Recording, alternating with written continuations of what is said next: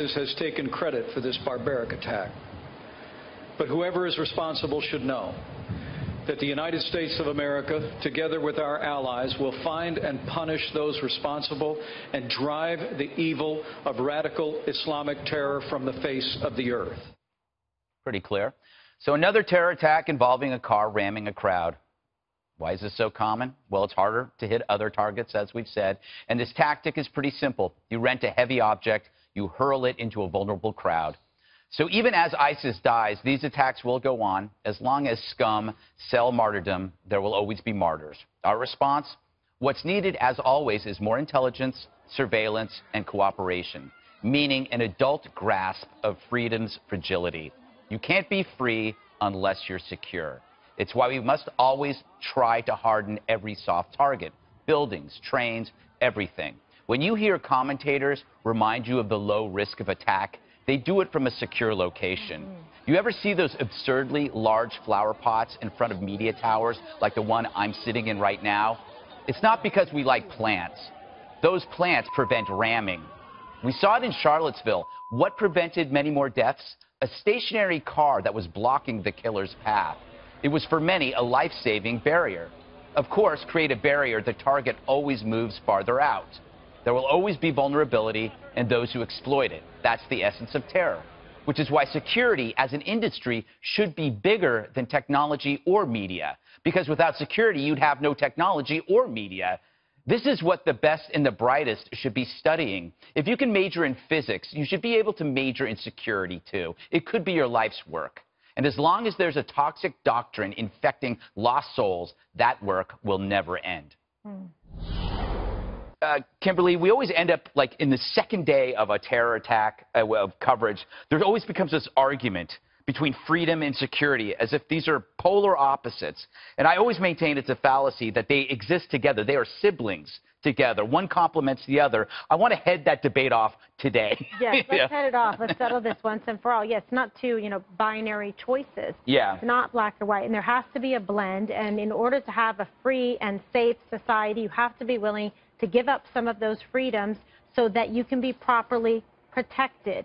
We need to engage in very aggressive and thorough intelligence gathering that is lawful and make sure that we understand these complicated terror webs of the relationships of where they go back to. And now it's an international focus. Who are they talking to in Syria? Who is responsible for this? Is this someone with known association with ISIS, or is this something coming from a different group, AQAP, or another type of group that's trying to gain entry into this area? And you see with this situation, it's very challenging to be able to prevent something like a car being weaponized and used to create this kind of damage, with the number of lives lost and 100 injured, 15 of those very seriously. And you see this happening with more frequency and regularity because of the success of the terror mission. So they want to copy what works. They'll try and go for the path of least resistance. And when they find a weakness that's penetrable, they will seize it and take advantage of it, which is why we have to be ever vigilant and constantly evolving to match the ferocity of the threat that we face. Melissa, maybe I'm missing something, but in college, you can study humanities, you can study economics, you can study physics, you can study mathematics. Why isn't security a science? I mean, I don't understand why it's not, why people don't devote it, because A, it's lucrative, and B, it's meaningful. Well, I don't know. I'm sure it is. I mean, I'm sure it comes with technology, and it's about coding, and it's about all that kind of stuff. I mean, I agree with you in the sense that I don't mind if you want to search my purse wherever I'm going. I don't mind walking through metal detectors, all this sort of physical security. I do worry a little bit, though, as we try and look at the technology and who's talking to who and who's planning what, because that's the way to catch people. Immediately, I'm thinking about what we were just talking about with the Obama administration unmasking various people and listening in on calls. And when you have the wrong people that are sitting at the switches and using it for political purposes over security. I mean, I don't They were listening to Trump unmasking Trump associates versus worried about ISIS. Well, so there's the first problem. I worry about the people sitting at the computers, that they have the right intentions as they're sifting through and they're not getting, going down some political bent instead of actually protecting us against terror. Jesse, we are the luckiest people in the media because we can sit here and talk about all these wonderful wonderful issues in nuanced terms, surrounded by barricades and well-armed men. Yeah. You're not supposed to tell the enemy that we have potted plants that can't be penetrated. And might I add bulletproof glass? Yes, also, so don't even try it. No, I agree. Thanks, America Greg. needs a tech surge to defeat terrorism. Maybe that fired Google engineer could work for a defense contractor. We need to fund and put more manpower into things like satellite technology, laser weaponry, drones, facial recognition technology, eavesdropping, all of that stuff. I think the most important thing is, you know, it's not patriotic, you know, necessarily to work for Facebook. It's very patriotic to work for something that can protect American lives. We also need human intelligence, and you just talked on that too. You got to have guys, not necessarily Americans, because they're going to just get busted. You need Sunni Arabs from our allies to get into these cells and to crack the cells and to disrupt the plots before they're hatched. That means we got to support the CIA and we got to support our Sunni friends in the region. Ultimately, though, and I said this the last segment, you got to drive the ideology out, and that's why we need Saudi Arabia and the Jordanians to really drive these people out, because without that help, we're going to see more and more Barcelonas. Who do you trust with the eavesdropping technology, though? You slid that in the middle there. That makes me very nervous. Who are you going to let in the government eavesdrop on who, and how do you know They know everything you're texting, Melissa. They know everything Well, then Greg's they don't texting. need more technology. They know everything already. But, I mean, listen, That's where the war's obviously gonna they be missed fought. what was happening in Barcelona, so there's always more to be done. The war is going to be fought in technology, especially with cyber terror. It's just it's a reality, and if you want to enjoy this fun time on the 5 talking about it, you better accept the fact it's the future. Juan, another problem with this is that we always talk about if you see something, say something.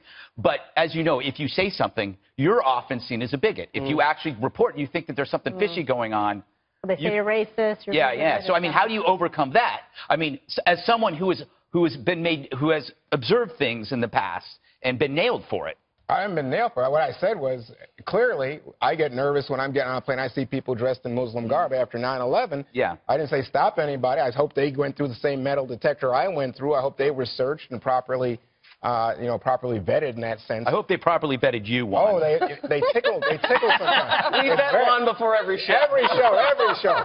But let me just say, I have tremendous respect for our CIA and for our national intelligence folks. And I think you're underselling the idea of how much surveillance and how much energy and budget we put into having knowledge about what's going on. There's a strategy to the underselling, because I want more. Oh, yeah, but I'm just telling you, we do so much. So to Melissa's point, at some point you do have to say, are you a fan of big government?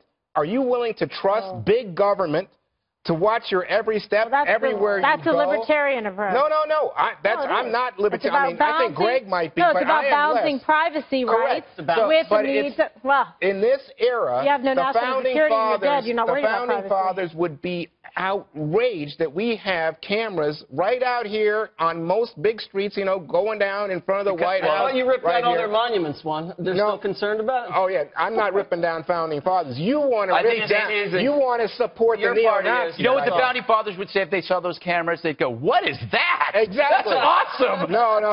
What's that material? No. The 5. You know well, what the founding they said? fathers They would said have the British, intelligence to want to protect this country, and they would evolve. I mean, they're not No, stuck let me in just cement. say, when the founding fathers were battling the British, and the British were sticking their troops inside people's homes and saying, we're going to take your property and we're going to know what you're doing, they were not happy folks. But in this era, protecting us is essential. Right. But it's not to the point where you want to give up being an American. I know, but the whole point of this dialogue that began was that I was trying to say, we have to stop polarizing this topic as it's security versus freedom. They are siblings. Well, I think we have to have security. That's what we have at the airports. That's what we have here, as you're saying at this institution. But, Greg, understand, if you pick up the phone and you say, hey, wait a minute, I don't think the government should be on my phone if I'm talking to my wife. What the hell is this? Well, no one wants to hear that one. I don't even know what that means.